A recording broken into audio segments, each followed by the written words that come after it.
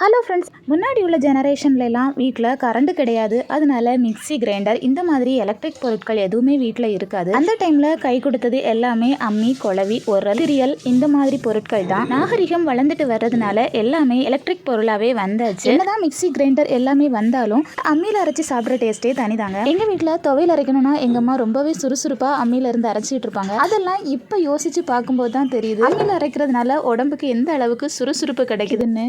எனக்குமே அம்மியில் அரைச்சி சாப்பிட்றதுனா ரொம்ப ரொம்ப பிடிக்கும். இப்போ துவையலுக்கு தேவையான இன்கிரீடியன்ஸ் என்னெல்லாம்னு பார்ப்போம். 2 ஸ்பூன் ஜீரகம், 4 பல் பூண்டு, 2 காஞ்ச மிளகாய், தேவையான அளவுக்கு கல்லுப்பு, கொஞ்சமா புளி, அதுக்கு கூடவே 2 கொத்து கருவேப்பிலை, 1/4 முறி தேங்காய்.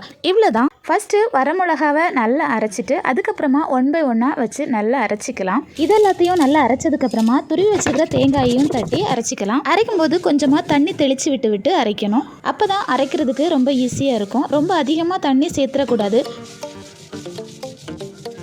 கையில் உருண்டை பிடிக்கிற அளவில் அரைச்சி எடுத்தால் போதும். துவையலுக்கு கொஞ்சம் கொரப்பாக தான் அரைக்கணும். அரைச்சி வச்சிருக்கிற துவையில அழகாக உருட்டி எடுத்துக்கலாம். அதுக்கப்புறமா அம்மியை கழுவி வரக்கூடிய தண்ணியில் கொஞ்சமாக உப்பு போட்டு நல்லா கலக்கி எடுத்துட்டோம்னா புளித்தண்ணியும் ரெடி ஆயிரும். சூடான சாதத்துக்கு கூட இந்த புளித்தண்ணியை ஊற்றிட்டு துவையிலையும் வச்சு சாப்பிட்டோம்னா எக்ஸ்ட்ரா ஒரு பிடி அதிகமாகவே சாப்பிட முடியும். ஒவ்வொரு வீட்லேயும் ஒவ்வொரு மாதிரி துவையல் அரைப்பாங்க. எங்கள் வீட்டில் இந்த மெத்தடில் தான் துவையல் அரைச்சிருந்தோம். ரொம்பவே டேஸ்டியாக இருந்துச்சு. காலையில் டிஃபனுக்கு பயறு கஞ்சியோட சேர்த்து துவையலும் வச்சு சாப்பிட்றதுக்கு ரொம்ப ரொம்ப டேஸ்டியாக இருந்துச்சு. இந்த மாதிரியான இன்ட்ரெஸ்டான வீடியோவுக்கு அழகுதேவி நீலம் சேனலை மறக்காம சப்ஸ்கிரைப் பண்ணி வச்சுக்கோங்க.